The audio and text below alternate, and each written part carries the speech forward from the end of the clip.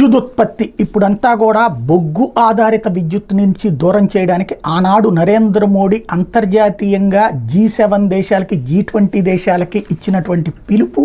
ఐక్యరాజ్య సమితికి ఇచ్చినటువంటి పిలుపు భారతదేశమే అమలు చేస్తోంది. ఏంటంటే కాలుష్య ఆధారిత కరెంటు కాకుండా